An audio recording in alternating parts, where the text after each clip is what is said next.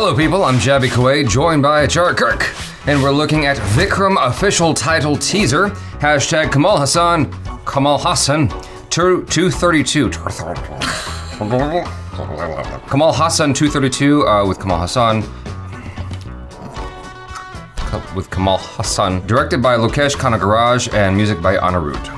So it's written and directed by Lokesh, Kanagaraj. And fun fact, Jaby, Lokesh Kanagaraj was also the director of the movie Kaippi, which we really enjoyed. Okay. That's just to announce the shoot. It hasn't even begun shooting and they're already hyping up the excitement, but it looks fantastic. Lokesh Kanagaraj strikes me as someone who's definitely a Tarantino and John Woo fan. The way this is being set up. I mean, I don't know if what we're watching has anything to do with the actual film or if it's all just for promotional purposes. Like concept. But if it speaks at all to the style of the movie, then I'm very, very excited. I mean, I know that a lot of you guys are excited already for the fact that it's Kamal Haasan, but for me, watching this as a filmmaker, you know, as someone who's a cinephile, I loved the shots that he was showing. A lot of those things that you see in this trailer are actually very difficult to execute. The depth of field is super shallow and he's like super close to the objects, right? And it's special lenses that do that so you can get that close to the objects, because I think they're called macro lenses. And so when you are that tight on your subject, be it a gun or a person's eye, the depth of field is so shallow, your focus has to be extremely tight. Yeah. And so like he's on the gun and they're moving through the guns and then, you know, Kamal grabs the gun and then there's a shot where it goes to his eye. It's like a little bit sped up because the camera person was probably moving really slow to get to that focus point. It's all beautifully done. Yeah. The way it's being set up, the reason I referenced John Woo is because there's a film called A Better Tomorrow with Chow Yun-fat. I think that's the name of the movie. Hopefully I got that right. That's a moment you see in the film where Chow Yun-fat's setting up all these guns ready for a battle that's gonna happen. It's a much smaller scale compared to what we're seeing here, but it's still the same concept. And the font speaks to that old, you know, 70s Western vibe, like the Clint Eastwood era, spaghetti Westerns like Sergio Leone. I'm getting his name wrong, but it's something like that. Like Serge Leone. Yeah, I don't know how to, I'm half Italian, I don't know how to say his name. I pronounced it the French way, so I have absolutely no idea who that is. I'm pretty sure he's Italian. Sergio Leone. Sergio Leone. Okay. Yeah, Italian film director. So he's, you know, for the spaghetti Western genre. But anyway, so yeah, I'm pretty sure that Lokesh Kanagaraj like is a fan of that stuff. I mean, I don't know what Indian films influenced his style, but I can certainly see the you know, John Woo and the spaghetti Western influence in there, and potentially a little dash of Quentin Tarantino in there as well. So that's really cool. I'm very excited just from that standpoint. The Secret Society thing, I was wondering about that myself. Like, okay, so what did he do? Did he basically, what do you call it? Go undercover to get part of this organization in order to take them all out? I think that's the idea here that they're illustrating to us. Or he is part of the organization and they screwed him over and now he's like, well, I'm gonna take you all out. Maybe, I mean, if it's like some sort of long con revenge story where he's putting in the time to get in there, like, and work his way up just so he can take them all out at once. It could be, I mean, obviously we have no idea. You know, this might have nothing to do with you remember the first Spider teaser where it was like, they showed a spider robot and that had nothing to do with the rest of the film? Yeah. At all? Yeah. Like, it could be like that, but I hope it's not. I hope that this actually is speaking to the film that we're gonna watch.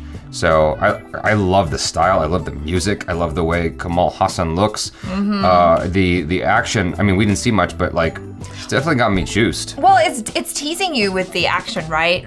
Because you get that feeling of, oh, shit's gonna go down because of all the guns, not only the guns, but like the sword, the knives, the axes, and also from his last movie that we watched, you know it's gonna get explosive. You know there's gonna be some crazy action in there, and it's really cool. I really enjoyed that film. I hope I'm pronouncing the name right, Kaippi, but it was like a really interesting movie, and it was really entertaining, and just like it was a lot of fun. So I'm expecting more of the same.